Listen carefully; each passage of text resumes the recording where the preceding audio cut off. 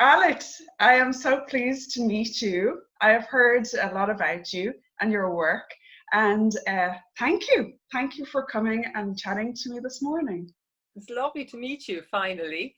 Yes, because that's the thing online. You hear of these people and you read some of their stuff, Absolutely, and yes. even pictures tell a story. But to actually chat in person is the best possible thing. You know. Absolutely, and especially, it seems to be our current way of communication. So, as much as I'd be given out probably a lot of the time about social media Mm, at the moment, it's mm. it's it's probably a 50-50, but it's a lifesaver for many. So it's brilliant to have the opportunity to do it.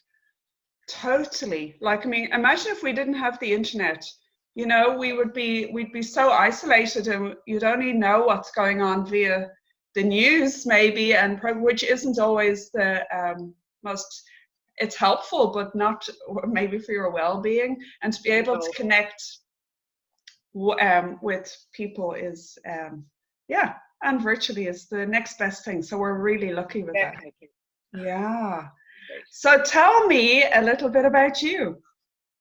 A little bit about me. Well, I'm a mum, first and foremost. So if you hear any little ones Oh, squealing in the yeah. background, you How old know, are they, Alex? they are 6 and 8, nearly 9. So the Mm. two girls, yeah, they're great. We're very lucky we're living out in the country. So, at least we have a bit of opportunity to go outside. But Yeah. at the moment, they're just getting dressed. So if you hear any puppy barking or squealing children, just to prepare you for that, that's a very big possibility. Yeah, no, Usher, look, we're all in the same boat. We're all Exactly. Yeah. So I'm a mom.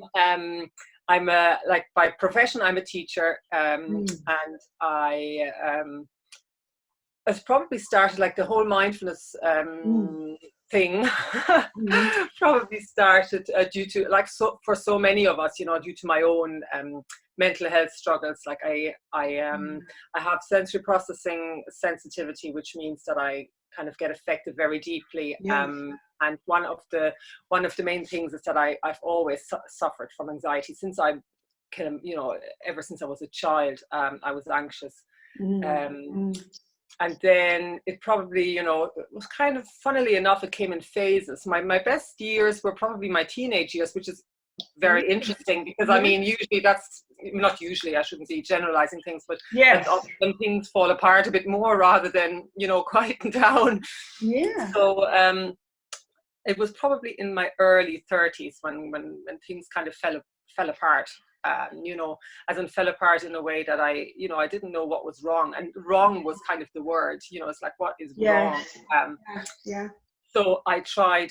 I did this and I did that. I've always been into alternative medicine. Mm, Even meditation at the time, but I had no background knowledge about the scientific part of meditation. For yes. me at the time, maybe it was even just one of these fads at the time, meditation, you just sat and you did your meditation, but there wasn't really anything else around it or any background knowledge or any, you didn't kind of connect the dots really. Yeah.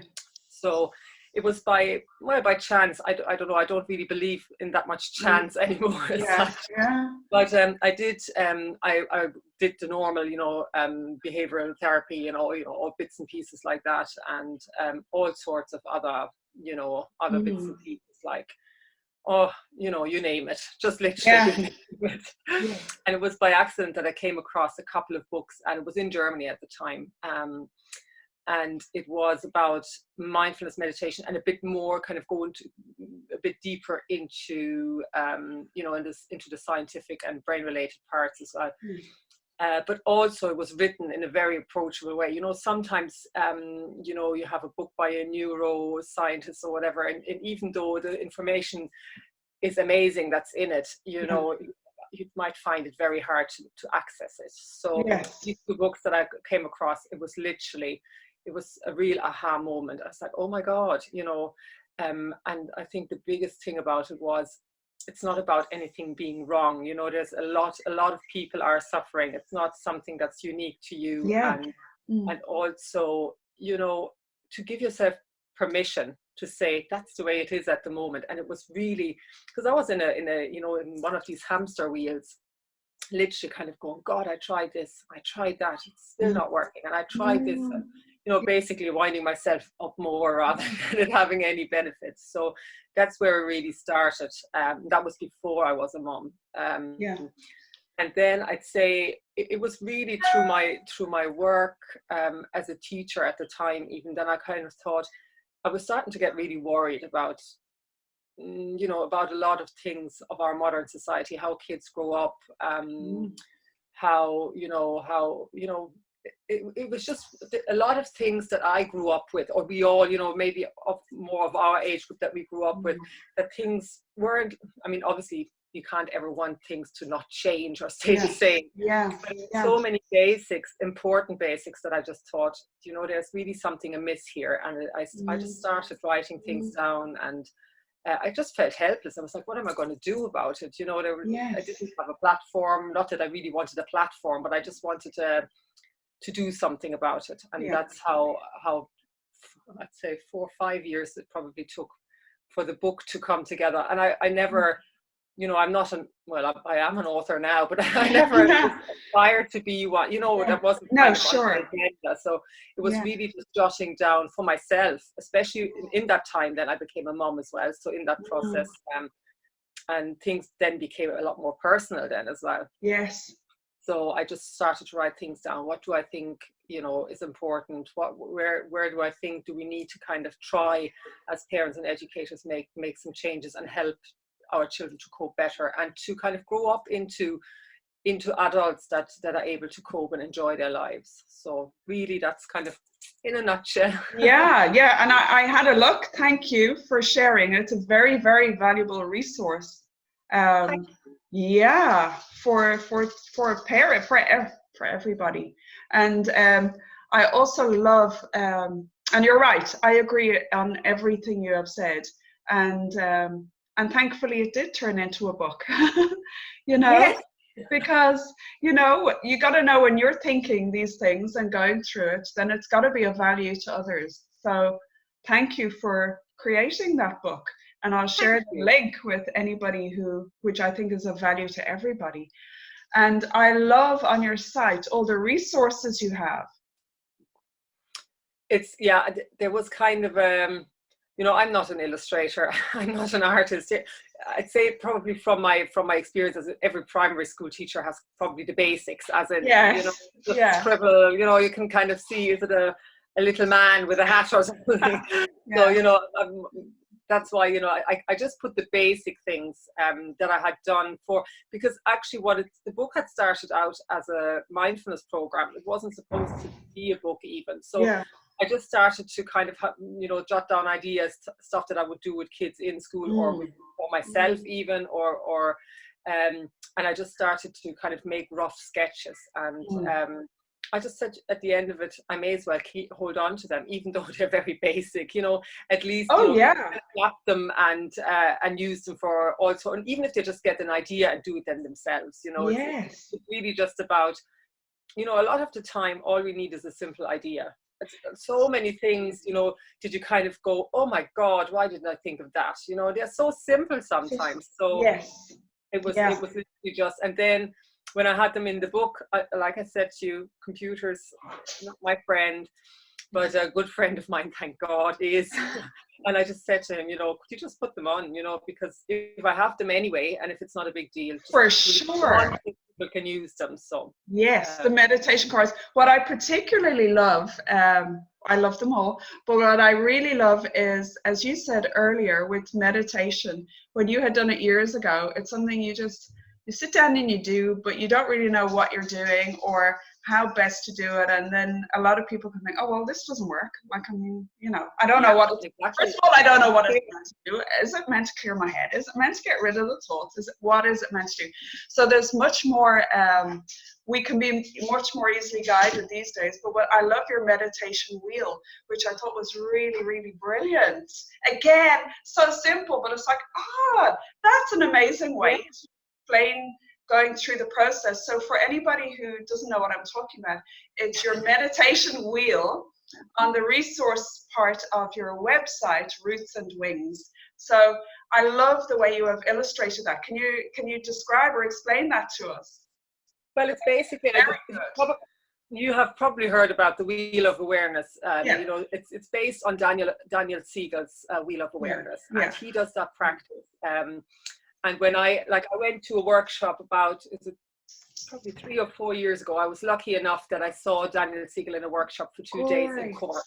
Brilliant. And he's just, you know, what I said earlier about, you know, books and them being approachable or easily to access. He is just amazing in that. You know, even though he's obviously a very successful scientist and very much, you know, academically qualified.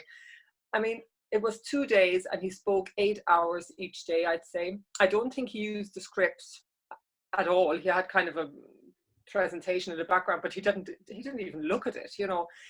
So it was one when I heard about the Wheel of Awareness first. So the practice that he does, you know, it's basically what it is. It takes you through all in a very simple way, through a simple practice of all your awareness. You know, it takes you through all your senses. It takes you through your thoughts, through your physical sensations, and then connecting you to the whole, you know, from a small, like, where am I sitting? Here's in my room, in my house, the garden, and then just, you know, feeling connected to basically really even the planet as a whole. So it's a really easy, it starts very small, you know, with literally your sensations. And what I did was, I just thought this is just perfect for children, you know, and I'm qualified for, or I'm specialized in teaching children with autism. So especially with autism, it's always very important to have things visual and tangible, interactive, but simple at the same time. And I always thought, you know, that's really the case for any young child. I always kind of thought, you know, these methodologies are brilliant for children with autism, but really, you know, it's very helpful for any child. So that's why I said I'm going to just draw it in very simple. So there's a little nose, a little mouth, little eyes, you know, and it's just an interactive wheel that you can just cut out. They can color it in if they want, and then you have a little arrow, and you can just move through all the, you know, all the little bits and pieces, and by the end you have got, you know, gone through a very simple practice. So it's a very easy tool, but again, sometimes that's all you know, that's what you have to be complicated. No, exactly. And I think for adults too, for 10 days now, as part of the Global Happiness Fest, I'm going live at 10 in the morning, and I'm doing different techniques, a little bit of yoga, well, very little, because the camera won't facilitate all of that. Not that anybody wants to see my yoga anyway, it's so limited. No, but, you know, a little bit of meditation. But I would love to ask your permission if maybe tomorrow I could go through your resource for that Wheel of Awareness. Oh, absolutely. I would love to. Did you get, I remember I sent you the link. The Wheel of Awareness is available in 2 different, you know, you can have, it's for free. It's kind of just black and white, and then you can download. It's part of the download bundle as well. And I did like, it's a lovely illustrator from Germany who did all the illustration for you. So that's so it's available, beautifully illustrated. Just basic no, that's great, because I've been trying to give some activities that kids can do and adults at home. So maybe I can add or put in the resource for them to download. And it's something, the kids are home now, and a lot of adults, maybe that's something they could do together and explore how to do this meditation together. I think it'd actually be really useful for kids and adults. So I'll do that tomorrow. Thanks, Alex. Thank you. No, because I think it's really, really good. And, you know, all the other, you've got really, really great resources on there. And so are you still teaching? I'm not, because of my sensory processing sensitivity. I'm actually, my main problem is that I have a really, really heightened sense of smell. And if it was just a sense of smell, that wouldn't be so bad, but I actually get affected then really badly with asthma and with kind of breathing difficulties, and also kind of panic attacks. So I'm not teaching at the moment, and I, you know, who knows, I'm doing actually at the moment a brilliant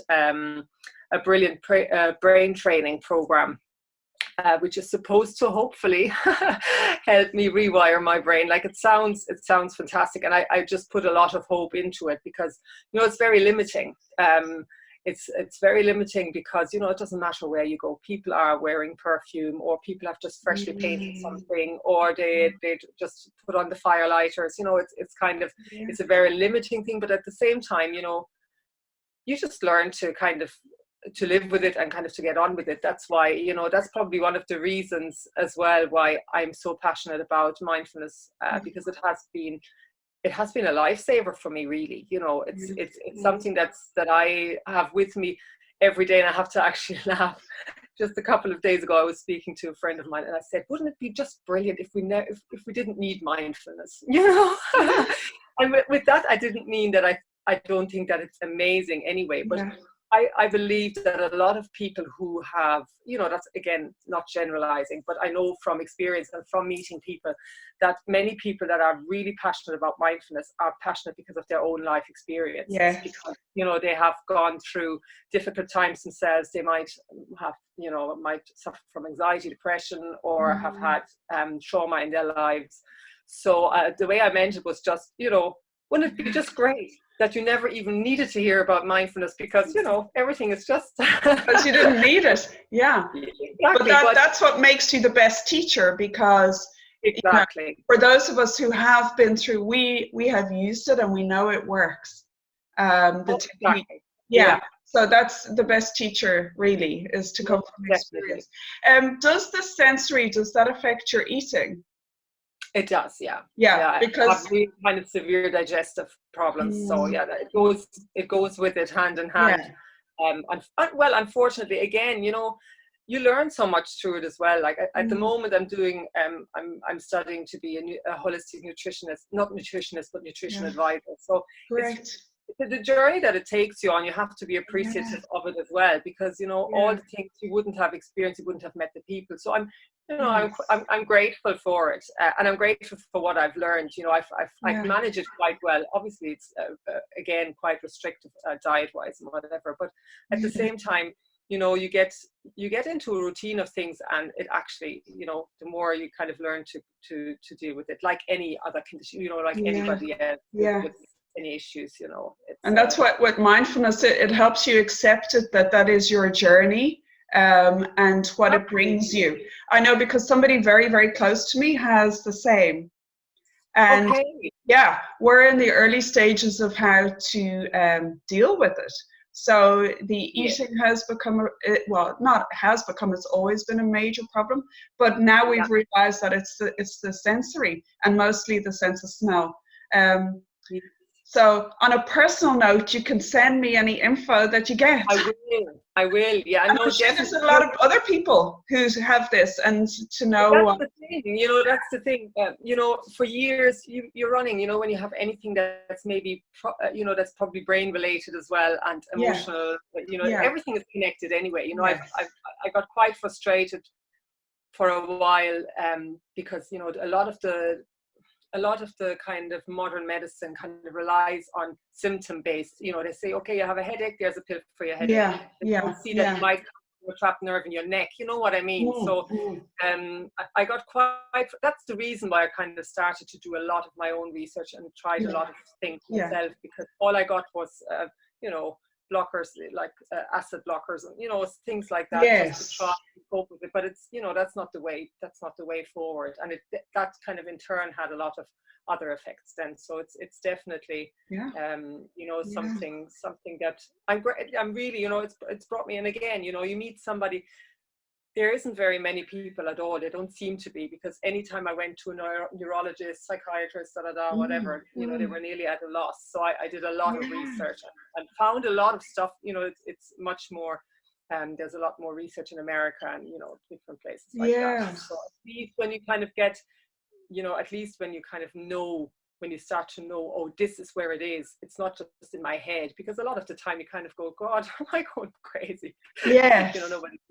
So it's definitely, it's been a good journey. It's difficult, but not all bad. No, sure. But maybe we can add some links, or if you have over time, of what has been helpful for you.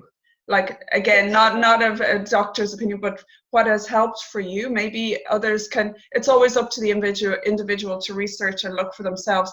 But I know in this circumstance, I have, you know, and like that, if people are struggling with all sorts of things, they can search and search and search. And it's like, there's somebody who gets it, and when you've been through it, going through it yourself, you're going to do that research. And it's always nice to be able to guide people to what has worked for us or what is working, so that we can help others, you know, and maybe that's the answer for them too. So exactly, and everybody is so different. You know, what works for one person, it's a very individual journey, but still it might, you know, help somebody even just to kind of find a way, you know, absolutely, even if it's my way, to kind of know what works and what doesn't work. Yeah. Wow, that's great. And so tell me, okay, what else do I want to ask you? There's so much, really. Where are you living? Are you around Athlone as well, or have I got that wrong? No, we're down in Tipperary. We're just outside. Yes. Yeah. So the weather, it's actually, I'm here in my dungeon, you know. Your lady cave. Exactly. I was kind of turning around couches because the sun is, beautiful as it is, it's kind of coming straight in here, so I had to put the blinds down and whatever. But it's a fabulous morning down here. I don't know what it's like up there. Yeah, in Galway, well, it's become more cloudy, but when I woke up, it's got just pure blue sky, and it just does you so good. That's the difference, definitely. Yeah, so hopefully spring is on the way for us here in Ireland. We certainly need it. Exactly. Yes. Definitely, and it makes such a difference. You know, things are so difficult for so many people at the moment, but you know, when you kind of look out and you listen to the birds, and it's like, you know, the birds don't know about coronavirus, neither does the sun or the leaves that are coming out, you know. So that's right. It's just lovely for anybody, you know. The sunshine will do it all good, so hopefully we that's get right. It. And with this going on, what would from your experience be to for people with anxiety, for panic, for stress? Have you got any mindfulness tips? Because clearly you said you've been there, and so have I. Oh, well, I still am. It's an ongoing, but finding ways. I agree. Definitely. But you feel empowered. Have you got any techniques or tips that work for you that you would like to share? Definitely. Like I posted I think it was yesterday, the day before. At the moment, I'm reading. I don't know. Have you heard of Peter Levine? He's a trauma specialist. He's an expert, and he's fantastic.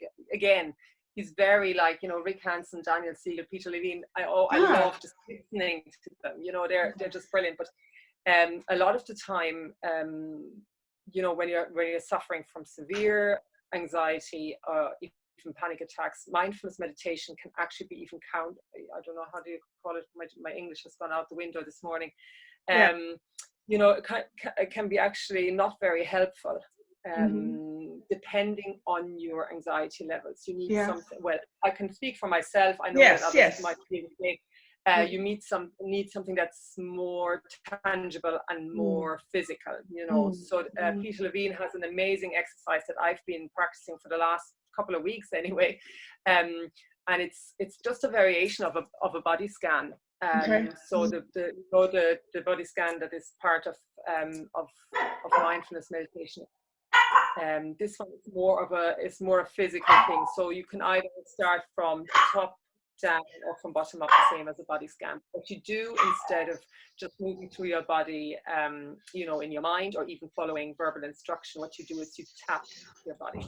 So you start whatever, you know, and you verbalize it as well. You tap and you go, this is the top of my right hand, this is the top of the right hand of my body, this is the palm of my hand, this is the palm of the hand of my right, whatever, you know. But you know what I mean. So you tap the body parts, and you go, you know, it just brings you, even with your sensations, back into your body, you know, because if you're suffering from anxiety or even from panic, it's very, very difficult to kind of just work along internally. So you need that extra help, that's more tangible, and that gives you that sensory input. So I found this really helpful. It really it's so grounding. If the first 2, 3, 4 body parts, you kind of go, oh God, is this working at all? You just keep working, keep verbalizing it, and again, you can really adjust it to your own time frame. You can do this in 5 minutes and just go, head, ears, and do it. Or you literally go, this is my right thumb, this is the right thumb of my finger, and you go literally to every single body part, moving down. The other one that I always, that is my go-to, is extended out breath, which again, it really depends on your own breathing patterns, but it basically is just breathing in. For me, what works a lot of the time is breathing in 2 and breathing out 8. It's, some people kind of breathing in 4, breathing out 6. As long as you extend your out breath, that has a direct, the link is direct to your amygdala, that calms down your amygdala, your nervous system. And one more is the alternate nostril breathing, where you just put your 2 fingers to the front of your head, and then you breathe in through one side and breathe out to the other side. And again, that has a direct effect on your nervous system. So these 3 are definite go-tos if you're at the moment not able to just sit down and do a guided mindfulness, or literally just sit. That can be sometimes too overwhelming. So I find these 3, they're my personal go-tos at the moment. No, they're great because they're very physical, and like you say, when you're in that state, you can actually, and this is something people can do when they're out anyway, even if they don't get through the whole body. So it's shifting the mind out of that spin to, as you say, verbalizing. So the mind has something else to do. It's saying what it's doing. And tapping is very, very, very effective as well. Yeah, I like that. That's very good. No, thank you for that. And that's one of the yogic anyway. So people could find that, the alternate nostril breathing. Yeah. So there's the alternate nostril breathing. I'm recapping for myself, and the tapping and the extended out breath activates the parasympathetic nervous system. So it's having a chemical reaction in the brain too. So it's like for people to know that it's not only that it's trying to convince yourself that it's working, it's actually having a chemical reaction in the brain. So it is having a calming response. Yeah. So they're very powerful. I'm loving talking to everybody because I'm learning so much, and as a result, we can share so much and help so many people. It's definitely, I really, and again, talking about Facebook, connected to so many people around the world, and again, it can be just a tiny little meme, a tiny little video, a tiny little article. And you kind of go, oh wow, it's brilliant. It's a real, it's such a helpful, and especially at the moment, people are so. What I found, especially in Ireland, and I'm sure around the world, but in Ireland there is such an amazing community spirit at the moment. It is quite, it's quite touching. It really is, and that kind of goes through Facebook. So many people offering free meditations, free yoga sessions, free materials for children to work on, and it's just really, really beautiful. And Ireland is very unique in that. Even before all this coronavirus stuff had started, I had a chat with a friend of mine at home, and I said, Ireland is quite incredible, especially when it comes to fundraising. Even there's a real community spirit there. If there's a need somewhere, it's quite incredible how people get together and really make a huge difference. It's really a lovely thing to see. Really, really lovely. It is. What we needed, it's not all bad. Like what I see at the moment, there are so many things that you kind of go, you can talk about nature connection and going back to basics and whatever for all you want, but if people don't internalize these things and say, oh God, this is really what's needed, a lot of the time there isn't really much change. Whereas now, hopefully, fingers crossed, I think one of the real positive things to come out of this is people realizing what's important, slowing down, getting back to families and outdoor nature connection, and not being so wasteful and kind of saying, do I really need to go to the shop, or can I make do with what I have here? Getting back to basic things like, gardening, planting vegetables, just simple things like that. So I really think, it's a wake-up call that none of us wanted, but I think that many of us need it. So it's not all bad at all. Yeah, that reiterates exactly what I said yesterday. you know, we can see how we are all completely connected from one Yes. side of the globe to the other. And that what I've found here is what one person does affects the whole world. So Yes.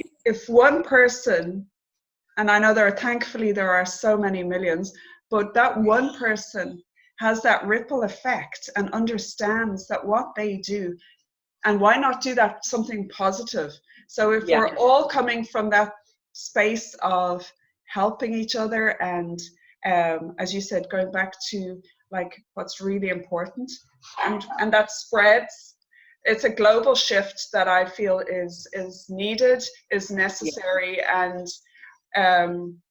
please God that it will go in the right direction of you know, creating that positive shift that is needed. Yes, absolutely. Yeah. Yeah. And it's really, you know, when you say about this creating this ripple, it's one of my favorite quotes, you know, a simple act of kindness creates an endless ripple.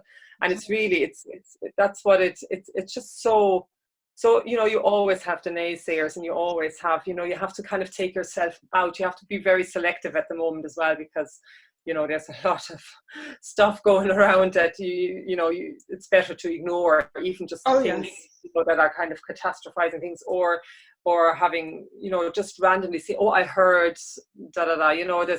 I think if people kind of remember to stick to facts, and just literally miss everything else, because that's one of the things that's going to affect mental health, you know, not mostly, I mean, there's other things as well, but, you know, when I know myself, if I only see a headline, I can feel it physically. I can feel it physically in my head. And I was like, I just literally have to go, no, you just stay right there. We really have to mind ourselves in that respect, not to, you know, not to overfill ourselves, and stick to the facts, rather than, you know, what did that one say and what did that one hear. And I think, you know, it really, for your own mental health, or for our own mental health, it's so important to be very selective and stick to facts. Definitely. And that's where, again, mindfulness makes you aware. So what are you reading? What are you listening to? Who are you surrounding yourself by? And just be aware, and be aware of your self-talk. And what are you saying? So you are what you consume. So what do you want to be, you know?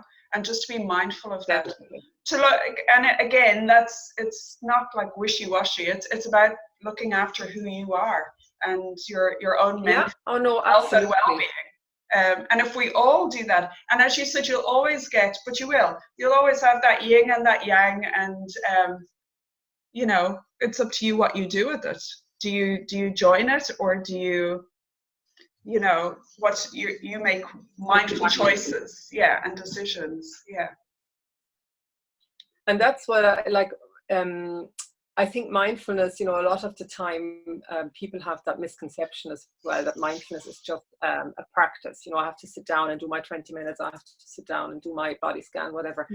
I think if everybody just did very simple changes to their lifestyle and to their environment, that's mindfulness. To me, mindfulness is being aware of what you put into your body, how you talk to other people, how you know, how much stuff do you surround yourself with, what do you know, like you said, what do you read, what do you it's a mindful lifestyle. It's just being more aware of what you do and how you do it, and you know, being mindful of your relationships. And you don't, even if you just did that without ever doing a formal mindfulness meditation, you know, it would already make such a huge difference, you know, especially with children. You know, a lot of the time it's just very simple changes to their environment. You know, children are just overwhelmed with so much stuff at the moment. You know, not only with information, but literally stuff. So even if you just adjusted things and make things more simple for children, just to, you know, the best example is always Christmas time, and you have I always kind of thought, oh, you know, we're living here in Ireland, we have no family around, so Christmas is always just the four of us. And for a while I was like, oh, wouldn't it be lovely, you know, with the big family Christmas and so on. And not that it's not lovely, but when you see sometimes the onslaught of presents that children get around You know, I'm really grateful for you know, it's just the four of us. They get, you know, we always have kind of a pact with granddad and, you know, whoever at home. You know, if they need something, he puts some money towards that, or so there is never that. But you know, it's just at the end of the day, you see them and there's a big fight a lot of the time, and at the end of the day, you sit in the cardboard box with the paper and have a great time. And all the beep beep beep robots and whatever, you know, after 5 minutes of beep beeping and the battery going, you know, so it's a lot of the time just about keeping things a lot more simple, even for children's imagination. You know, pressing buttons on toys doesn't do much for, you know, for their own creativity. And so, you know, just making things more simple, even for ourselves. I find, you know, a lot of the time when things get too much, even on a physical basis, you know, there's this piling up and that piling up, and you literally go, oh, I need to do something about it, just to get some space for myself, you know, for your mind and your body. Definitely. Declutter the mind and your space around you. No, I know for us here as well, the best things ever were the cardboard boxes. You know, color them, make houses out of them, make the dog bed, you know, endless. It was always. What is a challenge now is when they become teens. You know, I found it a lot easier in that way. Mine are 16 and 13. Oh wow! Yeah, so it's very different because even though one is very creative, but it's a very different ball game. You know, they're not going to come and color in those boxes, or as a parent, you've got a lot more challenges. You know, even with trying to get them to do what you know is good for them, for their well-being. It's a real challenge, especially now. So I empathize and I understand who with parents who have teens, you know. You know, it's much easier to engage with younger children and get down on the floor and get messy and I know, absolutely. Yeah, that must be a very, you know, especially when they're kind of on that verge from, you know, teenager into adulthood. So have you read Brainstorm by Daniel Siegel? I have. I've listened to it on Audible. I've listened to because I get to listen more than sit and read. So I've listened. Yes, I have. I have his book and I love his books. Yeah, Brainstorm. I've listened to it probably only about a year ago. So I probably have to recap. Fascinating. Yeah. At least it gives a little bit of a background why things are happening in a certain way. You know, sometimes you kind of just go, you know, why is this like that? Even, you know, even with my older one, she's getting into that tweeny kind of stage, you know, slowly but surely. And even just having some facts and knowledge, you know, will help you, or help me anyway, to understand at least where things are coming from, rather than, because it can be so frustrating, you know, the eye rolling and the stamping and the door banging. No, actually, I think that's why I listened and downloaded that book, Brainstorm, because of having my two teens. And it actually gave me a good laugh, and it did, and a lot of insights into how they think. And then you're right, Alex, because then you can relate and you go, okay, you know, and you take a step back. And it definitely helped me. Definitely. Yeah. I found it fascinating. I mean, this kind of pruning away of you know, synapses and of neurons. I thought that was just, it's like, oh my God, that's unbelievable. So I think a lot of the time, even though I'm into, you know, I love anything kind of holistic and alternative, and I need that balance. I need that balance of factual. You know, I can't just go, oh, this is all, you know, up in the spiritual world, and without having the facts on the other side, you know. So I found that really, really interesting. Really interesting. And the fact that I'm actually going to put that link in there, because maybe some people can read or listen. I found it really, really helpful. It changed my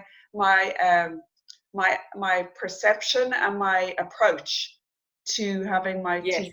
Yeah, and Dan Siegel, he's humorous to listen to, and he's had his teens, so he's been there, Yeah. and yeah, actually really great. Thanks for reminding me. I think I'll have to listen again, but no, it's very good because it is a different stage, a different challenge, and anything that can help us to understand and build more mindful relationships is definitely beneficial. Yes. So anything else, Alex, you want to share? So obviously now the next few months we don't know what's going on, really. So taking it day by day. So yeah, exactly. There's actually one of the main things, again, there's a lot of even just helpful little quotes and memes around at the moment, and there's I don't know, do you know Charlie Mackesy? He has amazing illustrations and beautiful beautiful insights in it. And again, it was one of his recent ones, which was, can you see, I don't know where I'm going, can you see your next step?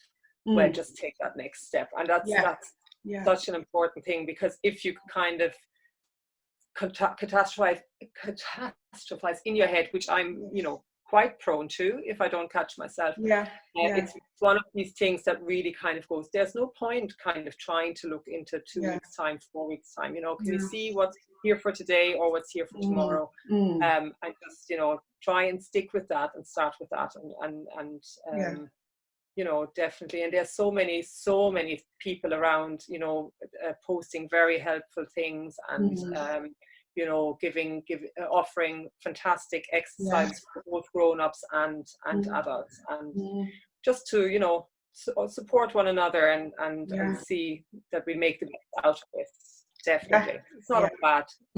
No, it's not. No, there's a lot of positive there. A lot of positive. Yes. Well, thank you for joining me, Alex. And lovely to meet you. Yeah, no, you too for sure. And I'll just stop our recording now, and I will put your links in the comments or whatever, and people can access all of your fabulous work. Lovely. Thanks so much, Sue.